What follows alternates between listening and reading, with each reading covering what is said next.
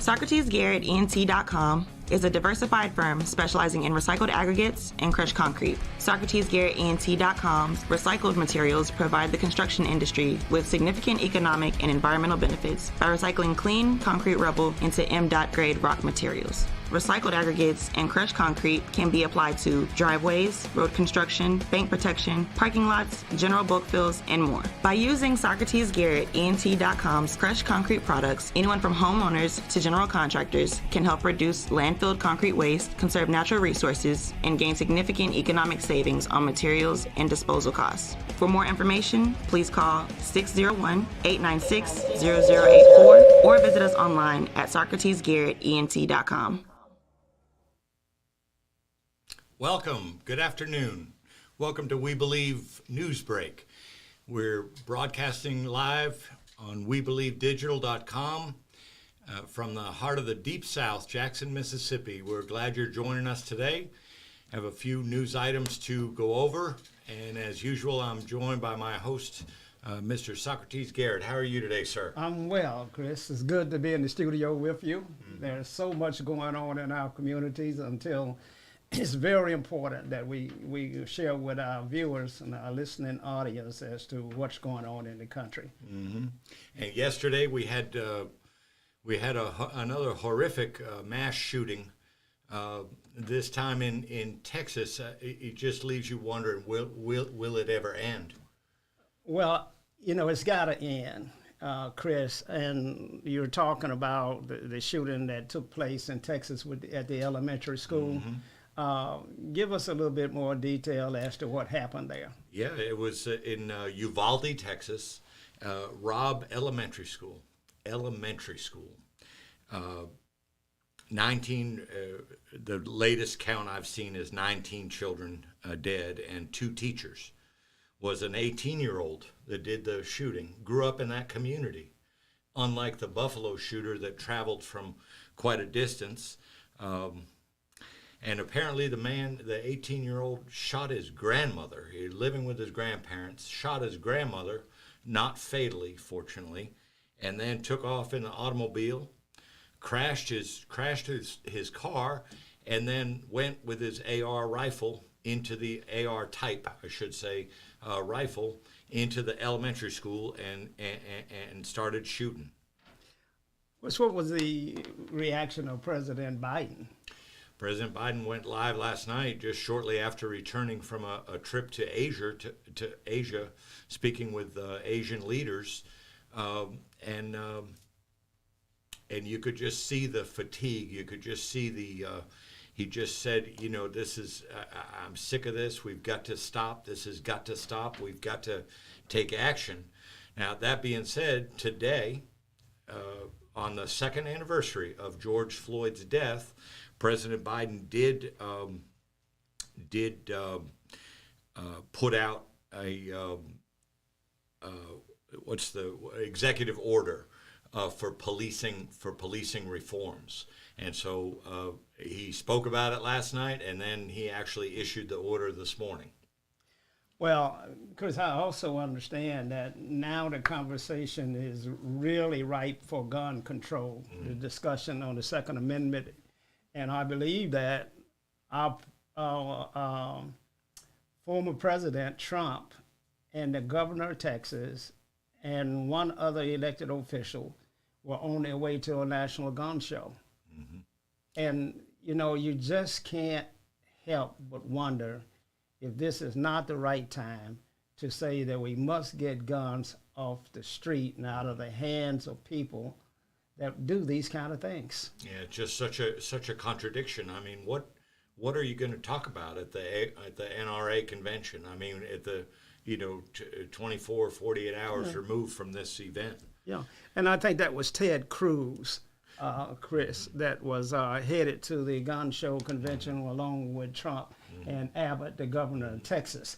And I wonder if they'll continue to go, or will they cancel that trip after this event? I know the Connecticut governor, the one who had, not governor, but Senator Murphy, that had just been installed immediately before the Sandy Hook shooting up in Connecticut, the Connecticut senator, Chris Murphy, spoke out loudly on the Senate floor yesterday, and really actually using profanity, trying to get the attention of his fellow senators. Because really, what you have is you have 50 senators holding the rest of the country hostage, and from what I've come across, Mr. Garrett, 90% of the country, even lots and lots of gun owners, favor some type of gun control. Well, when this happens to the young and the very young in the elementary schools, it reminds me of the tragedy that happened with the 3 civil rights girls in the church in Birmingham. We just never get over that. No. The loss of innocent children. We never can come to grips with that. I mean, it's tragic enough when it happens to anybody, but when you start killing the very young, it sends a shockwave through this country. Now, Chris, I saw some information that you had about, gun control and murders and how the U.S. and how Mississippi stacks up when it comes to violations with guns and things of that nature. Is that statistical information that shows how the U.S. is faring in that regard? I looked at several different sources, and you had said something that really tipped me off. The incarceration rate in Mississippi, the state that it has the highest concentration of African Americans per capita in the United States. The incarceration rate is 1,031 for every 100,000 of population. There's only one other state in the country that has a higher incarceration than that, and that is Louisiana. So 57% of the people, 40% of the population in Mississippi is black. 57% of the people in Mississippi jails are black. That's jails. 62% of the people in Mississippi prisons are black. Now, the U.S. incarceration rate for the entire United States is 664 per 100,000 in population, and that makes the U.S. incarceration rate by far the highest in the world. And yet here, Mississippi and Louisiana have a higher rate than the overall country itself. So basically you're saying that Mississippi has a higher incarceration rate of any place in the whole world. Anywhere in the world. Between these two states. Anywhere in the world. And we bring this up because we're talking about violence, and most people that are incarcerated are either there for drugs or some type of gun violence or things of that nature. So we're in a situation where the U.S. is becoming more and more violent. In states like Mississippi and Louisiana are leading the way in incarceration, and yet Jackson remains the #1 murder capital in the world. So right. Incarceration is not the solution. Right. Then there has got to be a different approach to this. Now, Chris, the shooting in Texas, I believe those were mostly Hispanic children. Yes, it certainly appears so from what I've seen, yes. And was the perpetrator Hispanic? He was. And so we're having a situation where the races are turning on themselves. Yeah, and come to one of the things that fell out of this was, I heard very early this morning, again, he lived with his grandparents, but his grandfather had a felony record. And apparently with the Texas law, if you have a record, a felony record, you're not allowed to have guns in the home. And so the grandfather, 72 years old, is saying if he had known, that the grandson had these high-powered weapons in the house, that he would have turned him in, is what he says. Yeah. I know that we want to hold parents accountable for the acts of their children. And I know that parents bear some responsibility for that, but it's difficult to police an 18-year-old. It's hard to know what an 18-year-old is capable of doing or when he's going to do that. So I trust and pray that the 72-year-old grandparent will get through this. I know it's going to be difficult, nothing compared to the lives of 19 children and 2 teachers. No comparison. No comparison there, but so. And there is maybe, hopefully with this executive order by the president now on police reforms, it has 3 prongs to it, Mr. Garrett. The first is the establishment of a national registry of officers fired for misconduct. So right now, somebody could be in a misconduct situation in Jackson, and they could move over to Birmingham and apply for a job in the police force, and there's no database that shows, so that's the first thing on the list. The second thing is a tightening of restrictions on both chokeholds, and again, here we are today, the 2-year anniversary of George Floyd's murder, both chokeholds and no-knock warrants. And lastly, this executive order restricts the transfer of military equipment to police departments. And that becomes almost like a culture sort of thing. You get the military gear and equipment moving into these police departments, and all of a sudden, protect and serve, it seemed to take on a militant meaning when you have all these, armored vehicles and so forth that have been used overseas, and they're then sold off or given away to police departments. Yeah. Well, we want you to call in to our show. The number is 800-492-5186. It's very important that we hear from you. We need to hear from folk out in Texas. What's the name of that city? Uvalde, Texas. We need to hear from you out there. Give us a call at 800-492-5186. And let's share what's going on out in the rest of the world in hopes that this kind of act can be prevented, Chris. I believe that the first school shooting occurred in Mississippi. Correct. In Pearl, Mississippi. Right. The very first one. And now we have all of these active shooter drills. I know that the Mississippi Emergency Management Agency is always involved in planning for active shooters. But yet, Chris, a guy was able to just walk into the elementary school, just walk in there and kill 19 children. Are we doing enough to keep our children safe? One of the things that I heard about maybe 3 or 4 months ago was installing new types of door systems where you wouldn't necessarily have to have a person like checking, to make sure everybody's good to go at the door. So they call them man traps.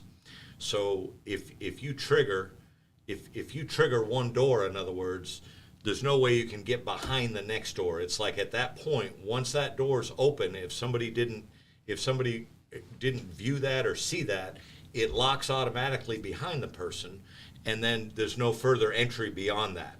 Hence the term man trap. So then you're locked in, that person is locked into a certain area till the right authorities check and see, hey, who is this coming into our building? What's their purpose for being here, et cetera, et cetera. So, the police chiefs or what have you, the association, they talk about these man trap doors. They talk about that it's got to be a layered approach. Some people advocate for retired military people to even be volunteering to go over and spend a few hours at the various doors of their local schools and so forth, because they have some training. Well, Chris, I don't know if it's retired or not, but if we can put 100,000 troops in Afghanistan and Iraq, certainly we ought to be able to protect our schools and our churches. You would think that that's a better utilization of resources, protecting America, from itself. That's right. Right. And so we're going to advocate that some of our military be utilized in protecting the streets and the schools and the churches in these communities so that we can get a handle on this kind of thing. Now, the local police department there in Texas, have they had any comments? I don't remember seeing from the local police, but interesting what happened. The Border Patrol, this is a border town here, and so a lot of the residents are affiliated with Border Control. So you have a lot of Border Patrol agents. These are federal agents that are, I mean, they have their kids in the various schools. This one officer was talking last night on one of the stations, saying that when this shooting happened, he was in a different elementary school for a play, or his own kid or something like that had some type of an event going on, and he was over at the other school, you know. And as it turned out, it wasn't apparently it wasn't the Uvalde police that were first on the scene. It was an off-duty Border Patrol agent that somehow got wind of what was happening and charged in there. Wow. And took him down, took the shooter down. Wow. Well, I'm glad he was there. Chris, we're getting ready to go to a station break. We're broadcasting live from Jackson, Mississippi at WeBelieveDigital.com. You can find us on Facebook, on YouTube, on Roku TV. Stay tuned. SGECOVIDsolutions.com is paving the way forward for a safer city government delivering cutting-edge biosecurity and biosafety protocols developed internationally by top virologists and scientists using an all-natural cleaning solution, killing COVID-19 on contact like no other product on the international market. For more information, please call 1-800-281-9080 or visit us online at SGECOVIDsolutions.com. Let SGECOVIDsolutions.com provide innovative rapid facilities testing and world-class state-of-the-art biorisk safety protocols for all of your coronavirus needs. Call 1-800-281-9080 or visit us online at SGECOVIDsolutions.com.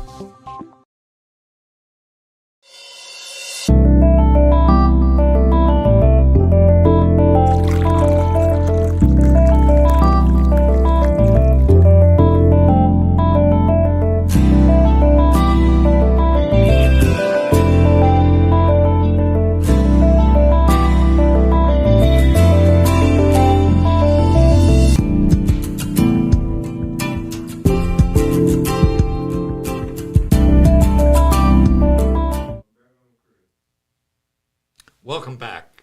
Thank you for joining us once again, and we thank you to support our sponsors that were great to have. We're just going to pick up with the grateful to have. We're just going to pick up with the conversation where we left off, and it is now today the second anniversary.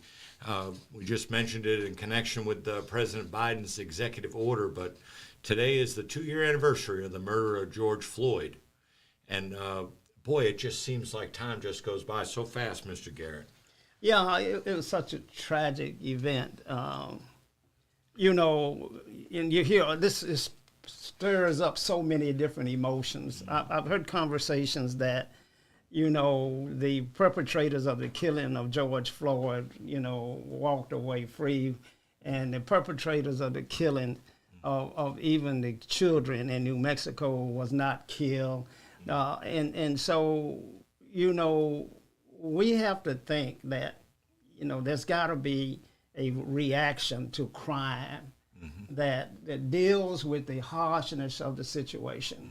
It's very difficult to comprehend how an individual who kills 19 children can be alive today. It's just difficult for me to understand how that happened. And so, you know, we're going to talk about that, George Floyd and those murders and the no-knock thing that you started talking about a few minutes ago, all part of this equation.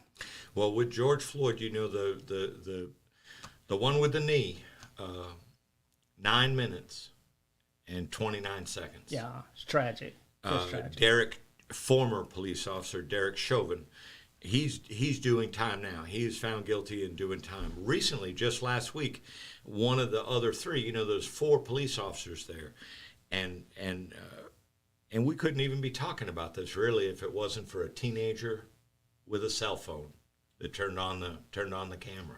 Right. Imagine that. Right. And Thomas Lane was the second police officer. He just pleaded guilty to aiding and abetting second-degree murder. Some places it's referred to as unintentional murder, but he pleaded guilty. 2 other defendants already been found guilty on federal charges. Alexander Kueng, Kueng, and Tao Tay, Touthao, found guilty on all counts on February 24th of depriving George Floyd of his rights under color of law for death in police custody. So the federal sentencing for all three of those is still hasn't been set just yet. We're going to have harsher penalties, and we're going to have guns control reform. We're going to have that. We're going to have to get guns out of the hands of deranged people. Mm-hmm. You know, that is just absolutely critical, and I don't know how you can support gun rights in an environment as toxic as we have now. Mm-hmm. This country is so divided. There's so much hatred in the environment. You know, all kinds of cult groups and religious groups and ethnic groups, all kinds of people are fighting with one another mm-hmm. over things that seemingly don't matter much. Mm-hmm. And so we cannot allow the kinds of laws that have been passed. For example, Chris, let's take the gun laws in the state of Mississippi, mm-hmm. called open carry, where you're able to carry a weapon on, just like Wyatt Earp did, in a holster, walking down the streets with open carry. You can have weapons laying on your car seat in Mississippi, and it's legal about that. And so we have open carry laws in Mississippi, and then we have laws for castle doctrine, so that it's okay to kill anybody who is on your property that you are afraid of in any way, and extends all the way out to your car. So all of these things that are happening promotes gun violence. Yes. And that's just won't work, Chris. Like walking around with a gas can waiting for the next fire. Exactly. To pour it on there. Exactly. It's just horrible. It's terrible. We're going to pray for the kids out in Uvalde, Texas, and we want you to call us out there. The number is 800-492-5186. We want to know and hear how you're doing in the community in the aftermath, I believe, of the second worst tragedy of school shootings in the history of the U.S. It's either second or third, Chris. Mm-hmm. And so we know you're hurting there, and we're hurting here for you, and we want to hear from you. 800-492-5186. You know, when we share the pain, it's one of the things that you have to do. You have to get it out in the open, and on how much pain and tragedy that is going on in a community. So those people of goodwill will stand up and do the right thing. Chris, it was not in the days of the Klan, and we're in the deep South, Jackson, Mississippi, so we speak about civil rights issues a lot. In the days of the Klan, the real depressing act wasn't the violence that was being perpetrated on the African American community. It was the appalling silence of good white people. Right. That the Klan had more control over good white people than it had over African Americans. And until we get good people to stand up and speak out, there can be no change, Chris. No change. And it's so interesting that you mentioned that Martin Luther King quote, because I was just at a men's conference over this last weekend, and that was highlighted at that time. And so here you are talking about that in the context of the Klan, and yet here we are in 2022, and we're still talking about the same. We're still talking about majority race people, still, at least for a while longer, European American people being the majority race in this country. Now that's changing, but it's not there all the way yet, remaining silent. You got to speak out. Got nothing to say. You got to speak out. Chris, you mentioned we were going to shift. Yeah, we need to pivot.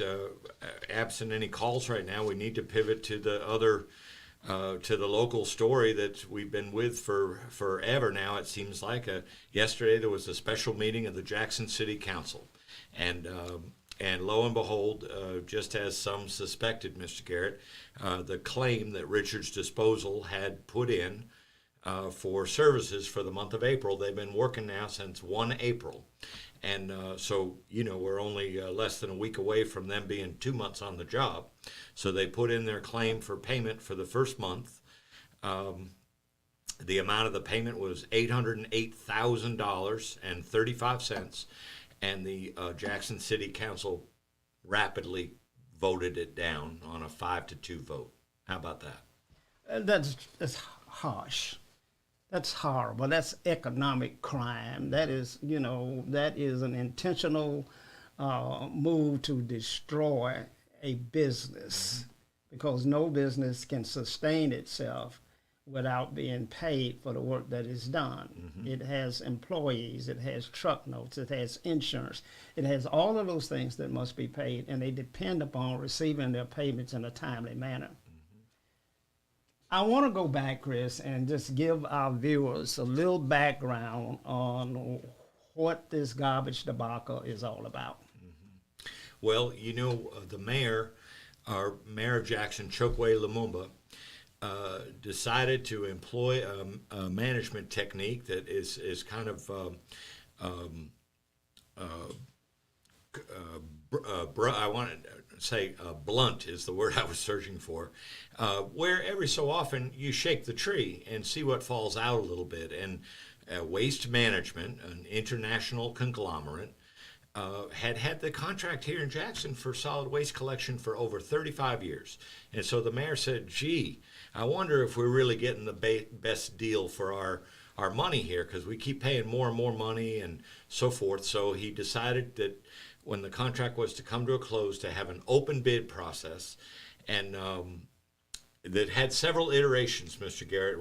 I can't take you through all those, but most recently it was an open bid process, and it really came down to Richards Disposal out of New Orleans being the lowest bidder. They adapted their contract for everything that had been asked for, had been requested. They made their bid, and it came in not only the lowest bid, Mr. Garrett, but $1.2 million a year lower than Waste Management. And yet the council voted it down and voted it down, and now both sides are in court. The mayor versus the city council versus the mayor. The mayor tried to veto their decision, knowing that it wasn't the right decision for our black city. And yet still they're at an impasse, and now they're saying, well, we're not going to pay the bill.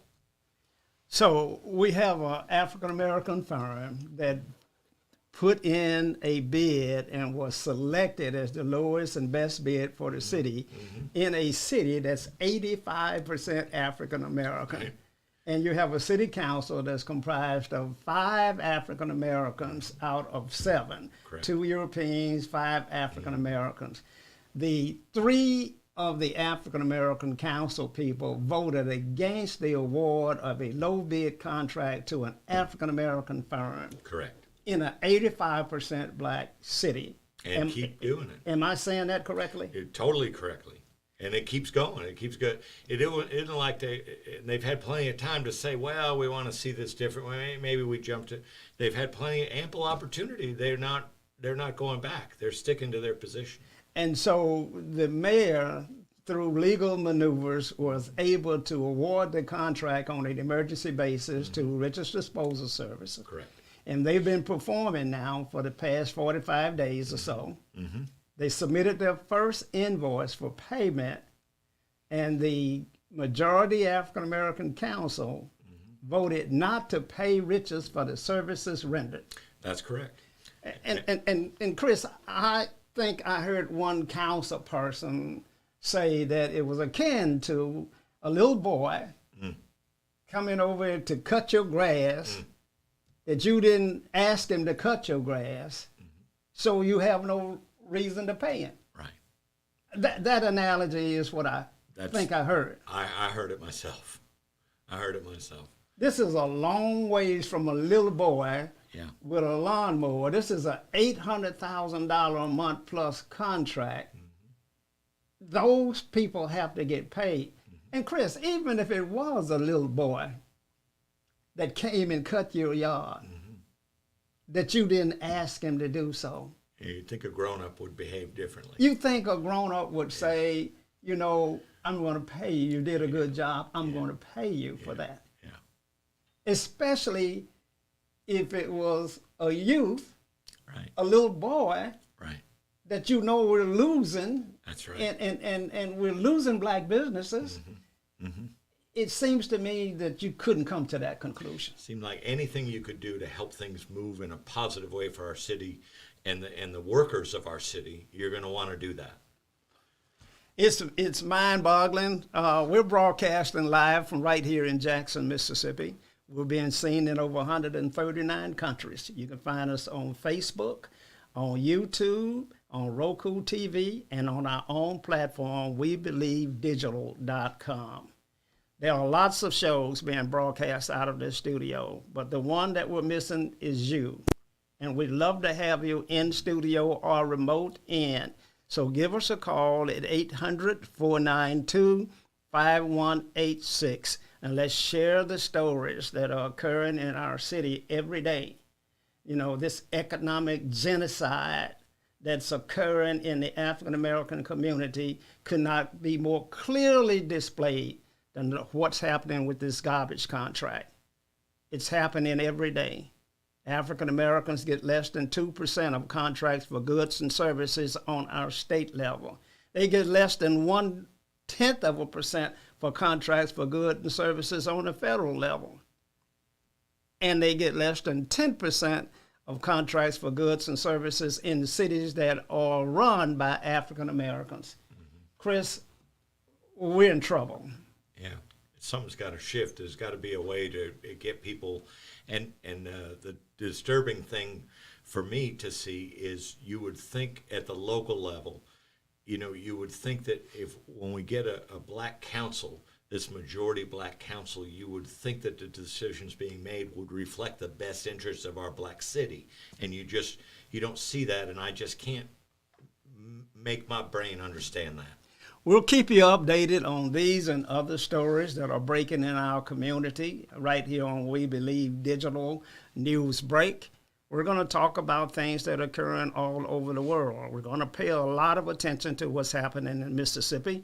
We realize that the key, the solution lies in leadership, new leadership. So we have some very important elections that are going to be occurring, and we're going to look at those very closely.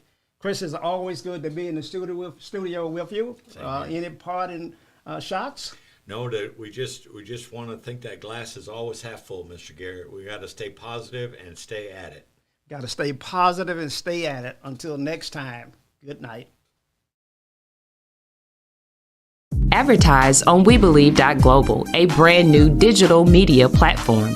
Share your brand with our audience on our many global live stream TV broadcasts and over the radio. For more info, visit WeBelieve.Global or call 800-492-5186, option 1.